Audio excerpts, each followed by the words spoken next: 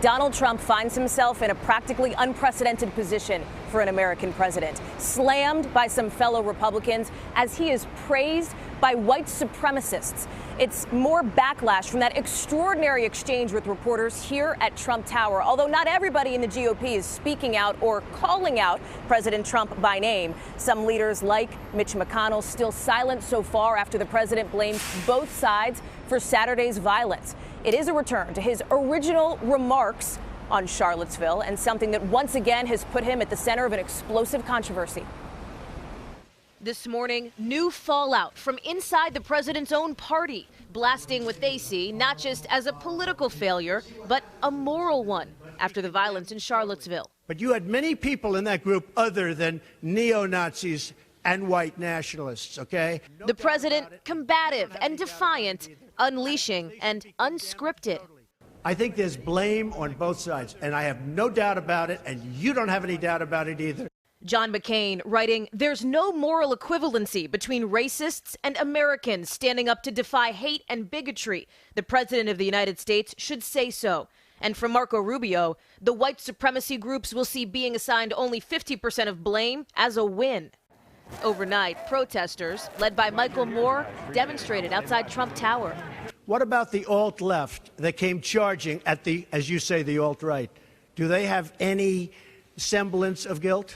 Police say both protesters and counter-protesters came to Charlottesville ready for a fight, where the rally, organized by white nationalists, featured some demonstrators carrying Nazi and Confederate flags and chanting racist and anti-Semitic taunts. You had some very bad people in that group, but you also had people that were very fine people on both sides.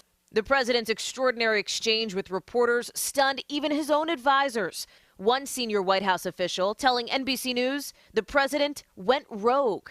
He was originally set to talk infrastructure, then leave his advisors to answer questions. Instead, he did himself as new Chief of Staff John Kelly stood to the side, appearing to visibly flinch, lowering his head and crossing his arms. You had a group on one side that was bad, and you had a group on the other side that was also very violent. Do you think that what you call the alt-left is the same as neo-Nazis? Oh, those people, all of those people, excuse me, I've condemned neo-Nazis. I've condemned many different groups, but not all of those people were neo-Nazis, believe me. Not all of those people were white supremacists by any stretch. Those people were also there because they wanted to protest the taking down of a statue, Robert E. Lee. So this week it's Robert E. Lee. I noticed that Stonewall Jackson's coming down. I wonder, is it George Washington next week, and is it Thomas Jefferson the week after? You know, you really do have to ask yourself, where does it stop? Now, the former Grand Wizard of the KKK is thanking the president for his honesty and courage. And alt-right leader Richard Spencer tells The Atlantic he's proud of President Trump.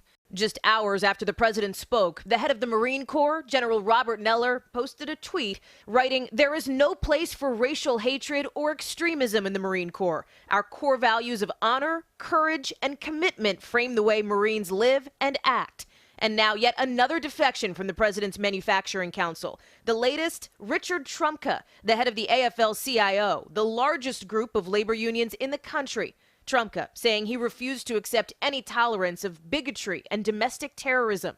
The president, who left his Trump Tower lobby after more than 20 minutes of that blistering back and forth, walking away. But when asked if he'd visit Charlottesville, pausing for a final thought. Does anyone know I own a house in Charlottesville? I own actually one of the largest wineries in the United States. It's in Charlottesville.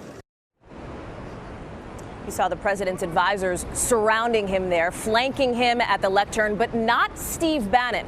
And when asked about his controversial chief strategist, President Trump simply responded, "We will see what happens."